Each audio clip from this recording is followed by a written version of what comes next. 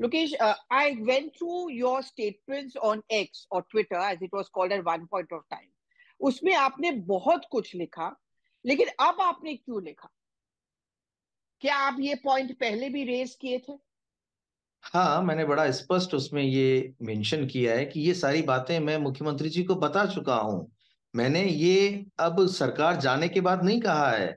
मैंने उन परिस्थितियों का जिक्र किया है जिनकी वजह से हम सरकार को खो बैठे। हम इस प्रदेश में अपनी सरकार की वापसी करवा सकते थे, लेकिन जो स्थितियां बनी, जिस तरह की परिस्थितियां बनी, मैंने उनका जिक्र किया कि क्यों नहीं समय रहते उन पे ध्यान दिया गया। जब हमने जो फीडबैक्स लाके दिए, ग्राउंड के सेंटिमेंट्स लाके दिए, जो जनभावना थी कि जनता नहीं चाहती है कुछ जगह पर अपने उन विधायकों को वापस जनप्रतिनिधि चुनना, तो ऐसे लोगों के टिकट्स काटे जाने चाहिए, नए चेहरों को मौका दिया जाना चाहिए। जब ये सारे फीडबैक्स हम ऑलरेडी दे चुके थे, और ये फीडबैक सिर्फ मेरा नहीं था पल्लवी जी, जितने लोगों ने राजस्थान में सर्वे किए, चाहे एआईसीसी की तरफ से किए हों या पीसीसी की तरफ से किए हों या किसी इंडिपेंडेंट एजेंसी ने सर्वे किया हो, सभी की रिपोर्ट्स में ये था कि सिटिंग एमएलए के खिलाफ जनता में आक्रोश है। और जिस एंटी इनकम्बेंसी वर्ड को लास्ट तक नकारा गया, वो वाकई में थी एंटी इनकम्बेंसी।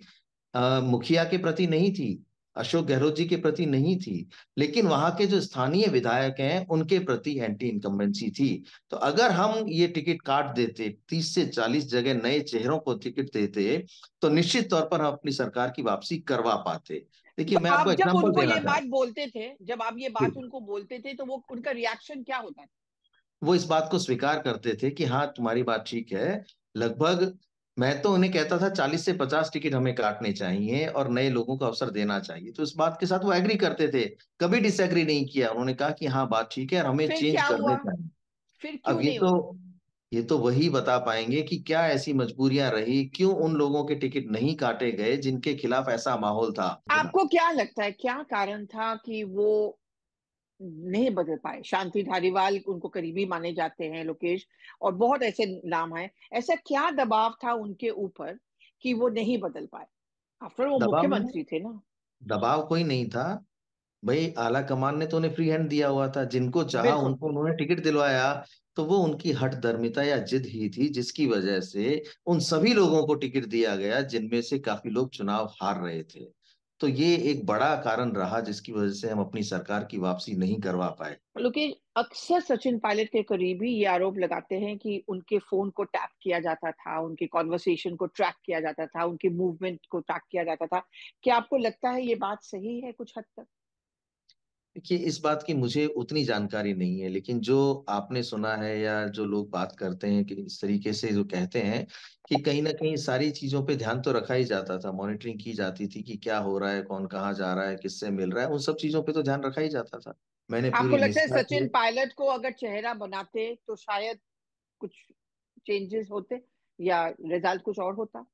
देखिए, नेचुरल तौर पर तो जो सरकार होती है और उस सरकार में जो चीफ मिनिस्टर होते हैं, उनके नेतृत्व में ही चुनाव लड़ा जाता है।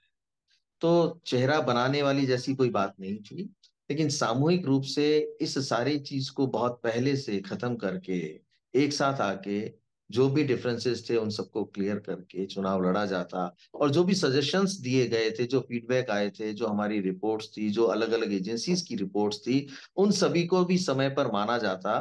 तो मैं ये दावे के साथ कह सकता हूँ कि राजस्थान में आज मैं आपसे सरकार बनने के बाद बात कर रहा हूँ। अब वो कहीं अस्तित्व में है या नहीं है, उसके बारे में तो जिसके लिए ये कहा जाता है कि धर्मेंद्र राठौड़ जी ने वो डायरी लिखी, तो आधिकारिक तौर पर तो वही बता सकते हैं कि लाल डायरी क्या है। लेकिन जो सोशल मीडिया के माध्यम से जो चीजें वायरल होती हैं, जो दिखाई देती हैं या समझ में आती हैं, तो ऐसा महसूस होता है कि हाँ, कुछ ना कुछ तो ऐसा रहा ही होगा जो सबके सामने आया है।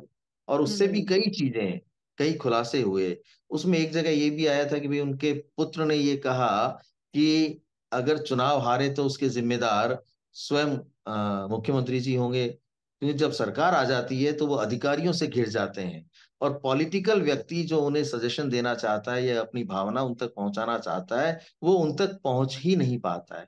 तो बहुत सारी ऐसी चीजें हैं जो लाल डायरी के माध्यम से, जो तथाकथित लाल डायरी है, उसके माध्यम से बाहर आई है।